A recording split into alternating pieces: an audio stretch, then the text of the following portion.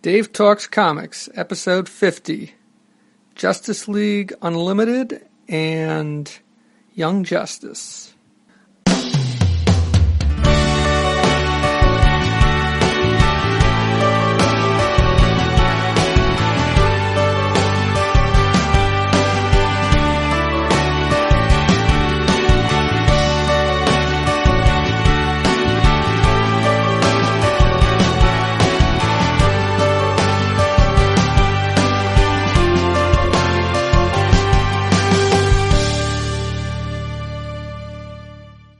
Dave Talks Comics is a podcast on the subjects of comic books and cartoons.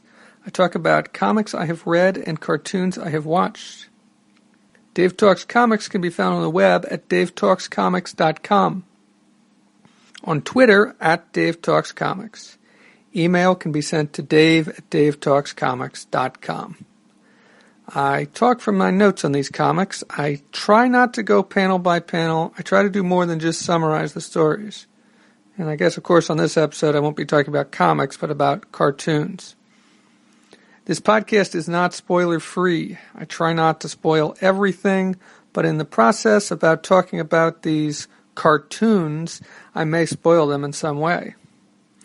On this episode, I will be talking about one episode of JLU, the second part of the Once and Future Thing, and 2 episodes of Young Justice, Bereft and Targets.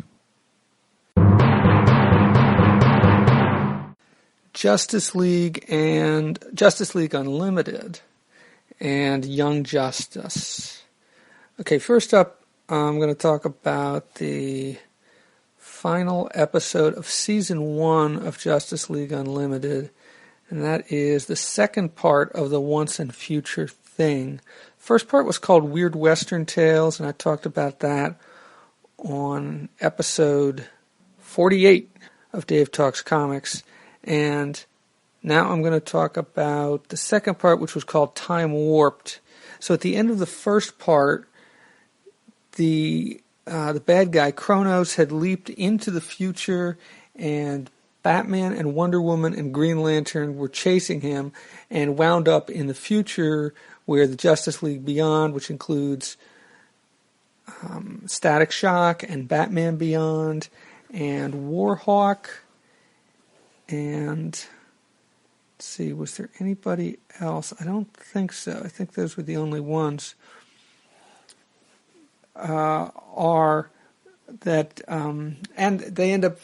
So they end up teaming up with them because they also know that something's gone wrong, that something's wrong with the future, and they have to fix it because Kronos has been stealing stuff from time, going back to various time places, and when you look at Gotham, which is where they arrive in the future, there's all sorts of weird stuff, buildings and things from the past, like the Colosseum, and from Rome, and the Titanic, and all sorts of weird stuff.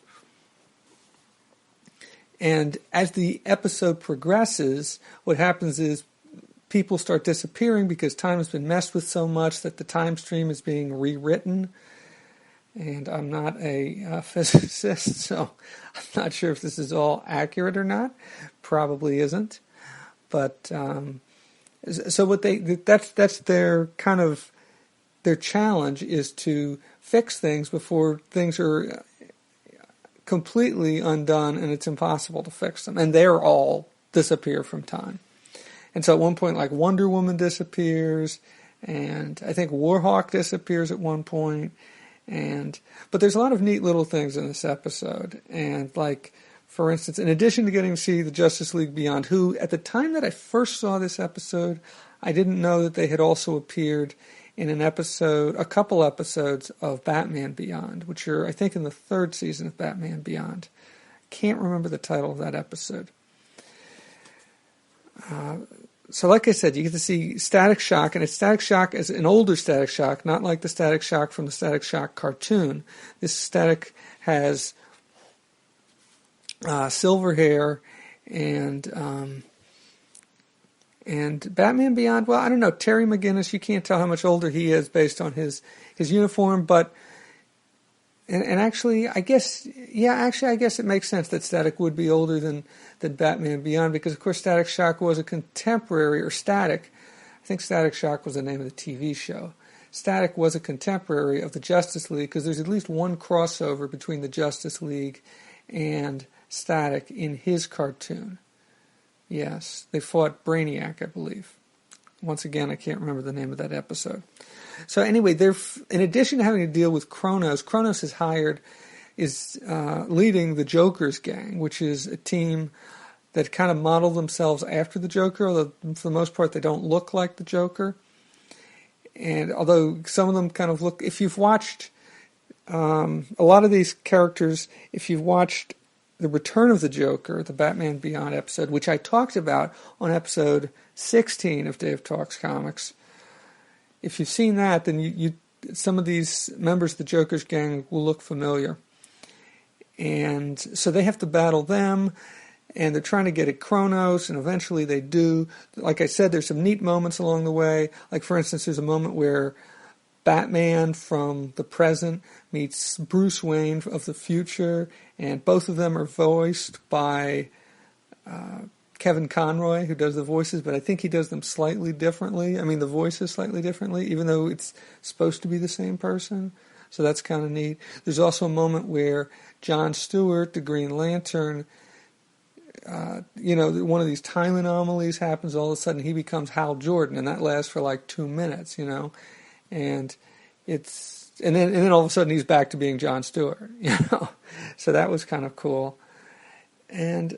There are some references in this to like Crisis on Infinite Earths.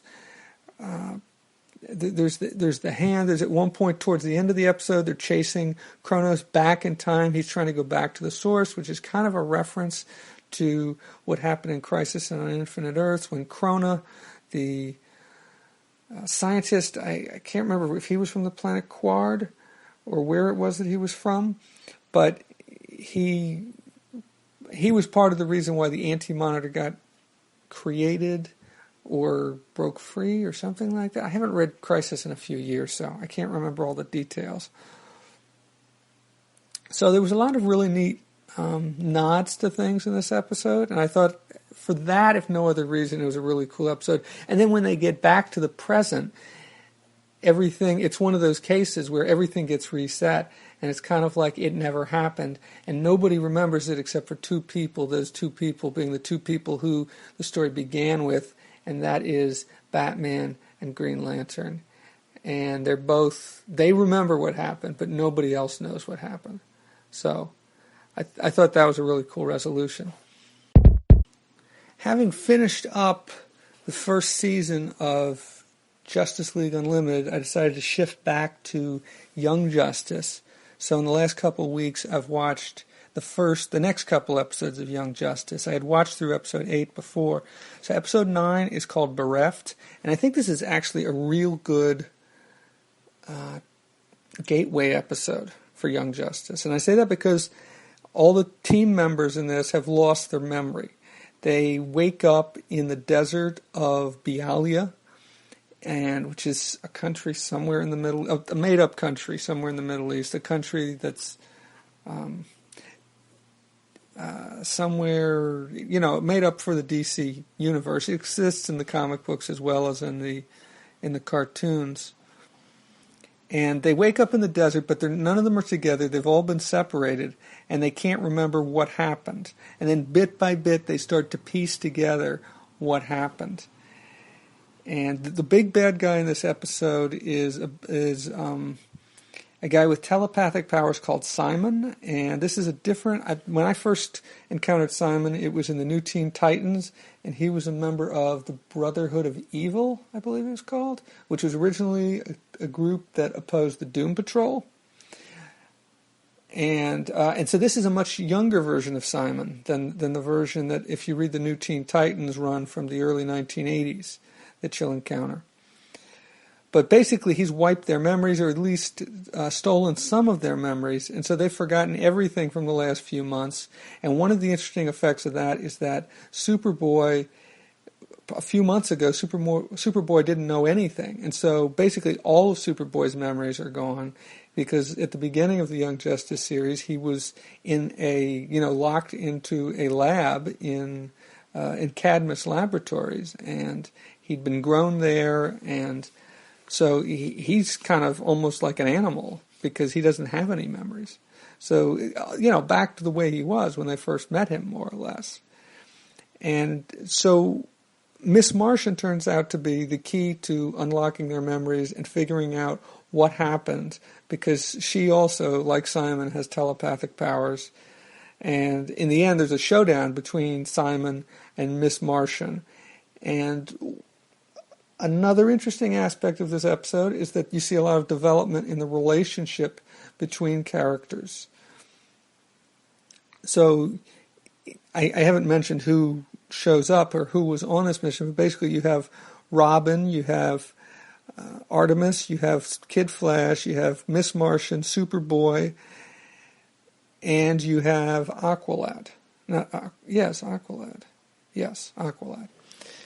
I just wasn't sure if that was his name, because I was thinking back to that episode where Aqualad went home to Atlantis and met Garth, because in the comic books, Garth is Aqualad, or at least he was when I was reading them early on.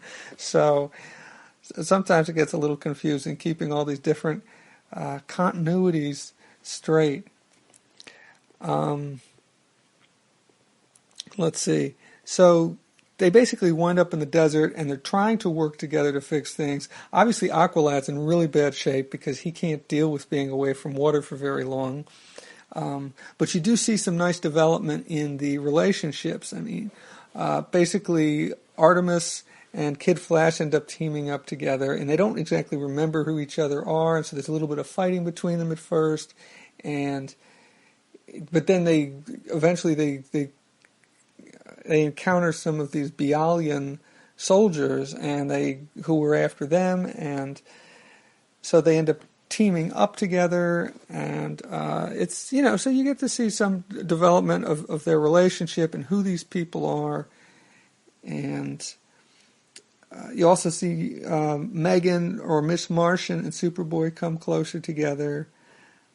So anyway, on the whole, I thought it's a really good episode, and there was one thing which I thought happened, because I've watched this first season before, I thought happened in this episode, but it doesn't. But I believe there is going to be another encounter with Simon, because Simon, I think here, learned something about Miss Martian that she does not want revealed. And so that's coming up, although I can't remember exactly which episode, how far down the road that is, because this is episode 9 out of, I think, 26, so there's still a little ways to go in season 1. Okay, so the next episode is called Targets. And this episode is kind of split in two, whereas the previous episode, most of it was focused on the team in the desert, trying to figure their way out of the desert, trying to figure out where they were and who they were. In this case, you basically have two stories, and they don't really connect. The A story is focused on the character who is now calling himself Red Arrow, who was calling himself Speedy, who used to be Green Arrow's sidekick. And he's on a mission. He's doing protection for this peace conference between these two countries. And if I can get this to North and South Wallachia. That's what it is, yes. The peace summit between North and South Wallachia. So he's supposed to be protecting He's doing security. There is security, but he's like, the big tough security guy for the peace conference. And the bad guy who's trying to break things up is Cheshire. And Cheshire has appeared before. I can't remember exactly which episode it was, but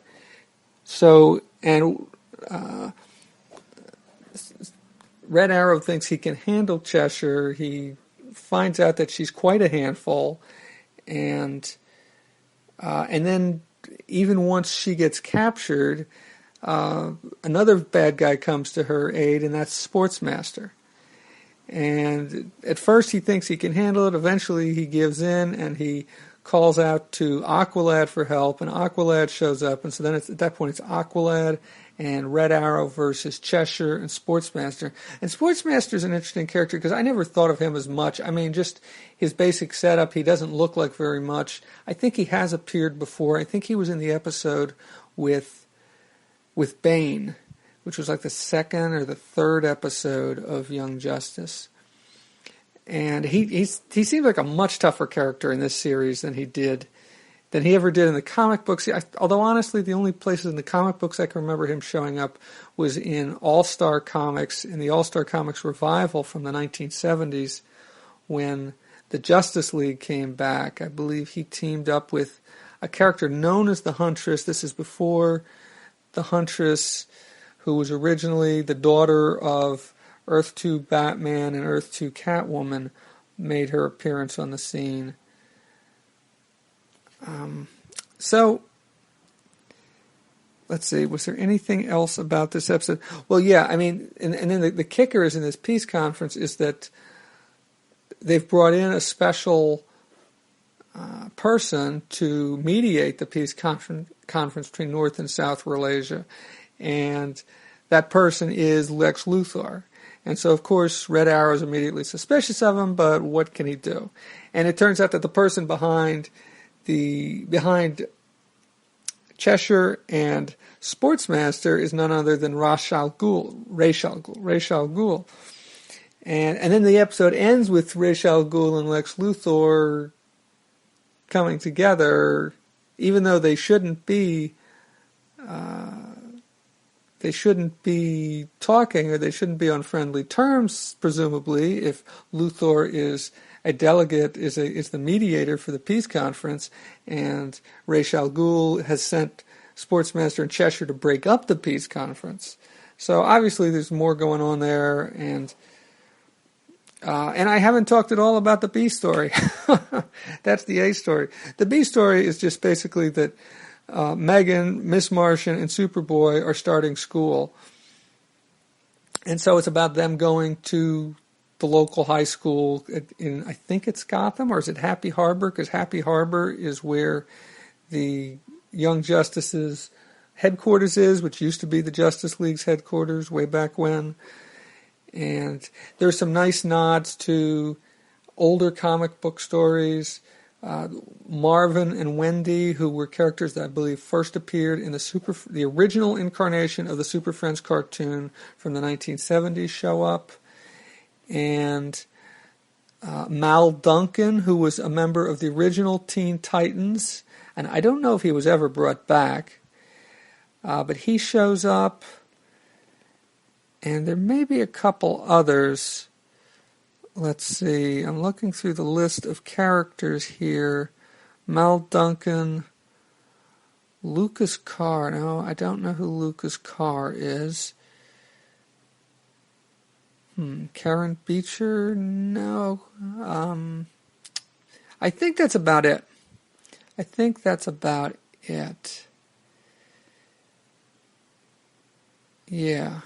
that's about it.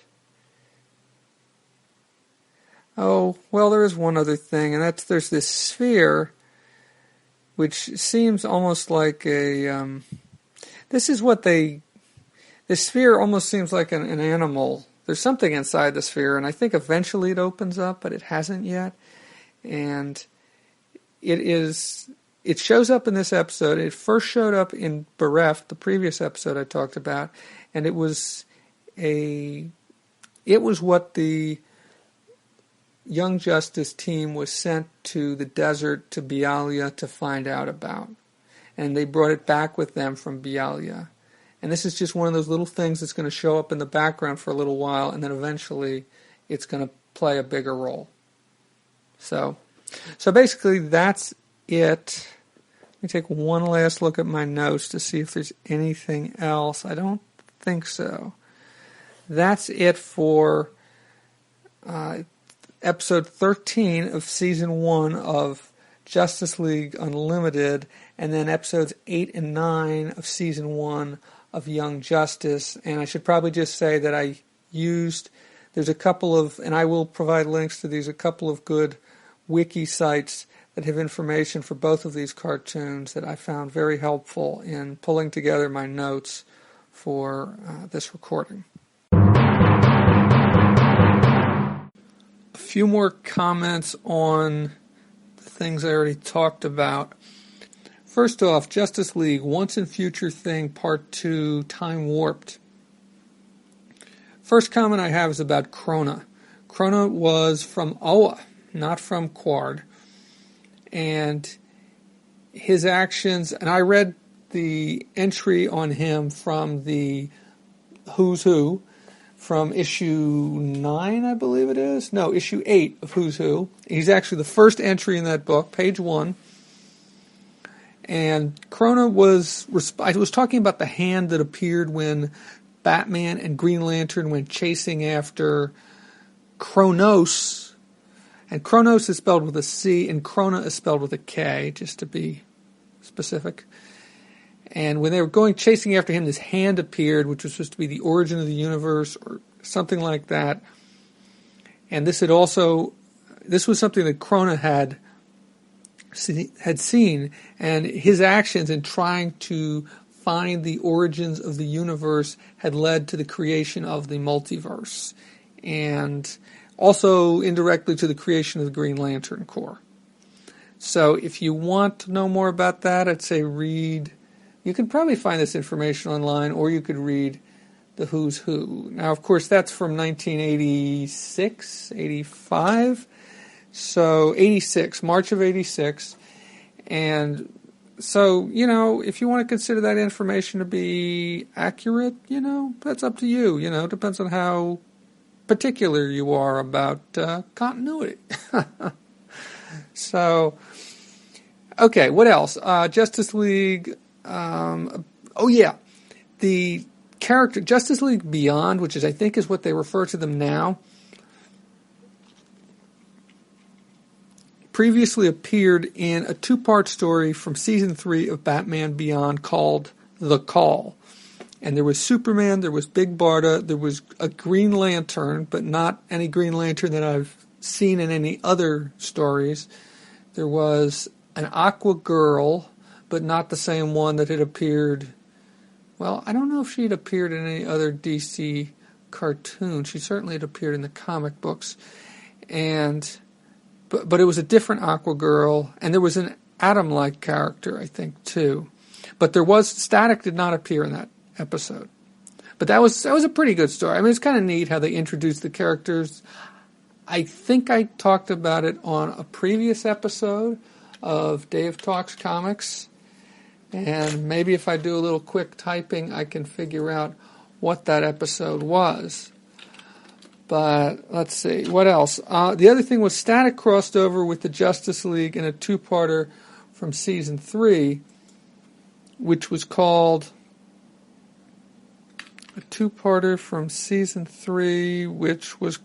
A League of Their Own. And it was in his own series. It was not in Justice League. So, and I don't think that's available on comic book. I don't think that, let's see, what was I trying to say? I don't think that is available on Netflix, but Batman Beyond certainly is, the entire series.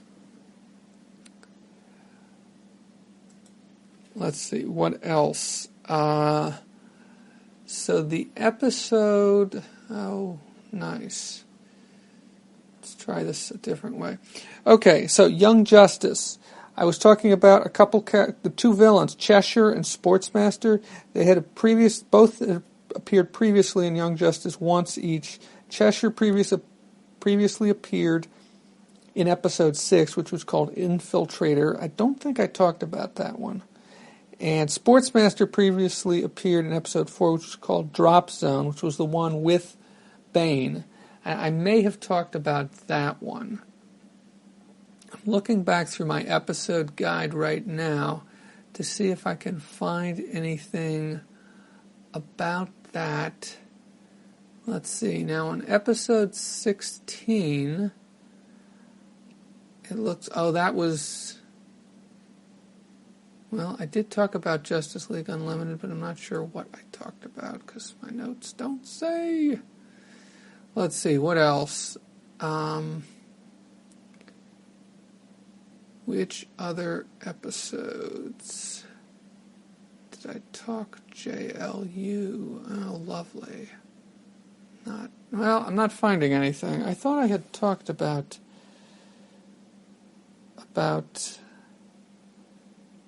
the... Now I've lost my train of thought. Beautiful. Beautiful. And I've even got notes in front of me. I got no excuse. Okay, so I mentioned the episodes that Cheshire and Sportsmaster appeared in previously.